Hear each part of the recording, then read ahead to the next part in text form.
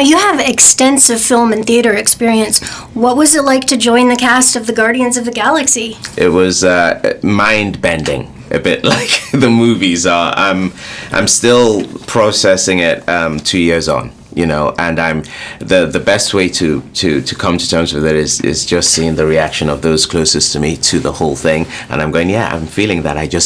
I know that's how I'm feeling, but I haven't quite settled on it yet, because it's a real dream come true. It's a dream that I didn't even know I had, you know. Had you seen the first two movies? I had, very much. Yeah, several times, actually. Now, the mask that you wear, it's incredible. I was looking at it and trying to figure out where it starts, where it stops. How long did it take for them to put that on you? They did that. They were really quick. The first time, because there was a lot of R&D involved in the whole process, but the first time took about 2 hours. But then they got it down to 75 minutes. It's quite incredible. I would go to hair and makeup, and Cassie Rusick and the team and Tom Dudley would give my hair a little trim so it could work out. That took about 15-20 minutes. Then I'd go over to Alexi and Scotty, and they'd start putting the prosthetics on. And you hit the nail on the head. The secret of it is that the secret was not to know where my skin ended and the prosthetic started. Two pieces of prosthetic for the top and the bottom.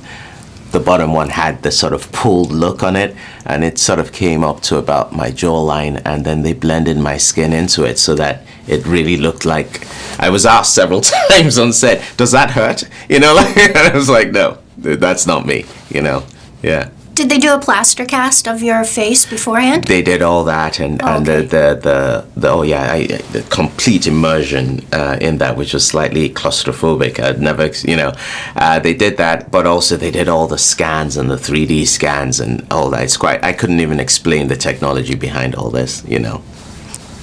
Now, how does the mask and the costumes help you get into character? They are the final piece, you know, the final big piece, you know, because there's two pros. I feel two things are happening as an actor. You're working from the inside in, whether that's your imagination or your emotions, but I certainly believe in working from the outside in. So inside out and outside in. So I believe in the outside in, and the outside in is seeing that suit I'm wearing, and that gives me ideas of the grandeur about this. It makes you move in a different way, and moving is really, with the theater background, movement is a big part of emotional life, you know, what you have access to or not, you know.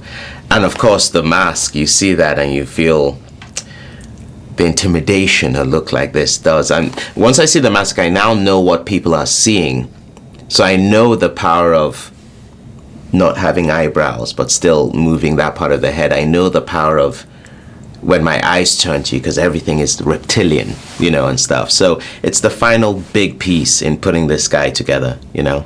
Speaking of intimidating, yeah, you play a bad guy in this, and I kept trying to find the good in him, and it was very difficult. As the actor, do you have to find the good in a character that you're playing? No. I mean, some people, no, I don't believe that. I think there's certain characters that would fall into the villain role that is inevitable, that you see their motivation and you understand it, and you see, I don't know whether it was a trauma from before or so. I don't think, certainly in this script, I don't think, and James and I talked about this, and this guy's a villain. We're not looking for the audience's sympathy or indeed empathy.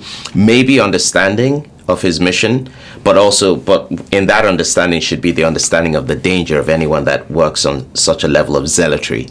So no, I reveled in the fact that he's a villain, and if there's any understanding or sympathy or humanity in him, I left that up to the audience to see that, to maybe recognize where it's coming from.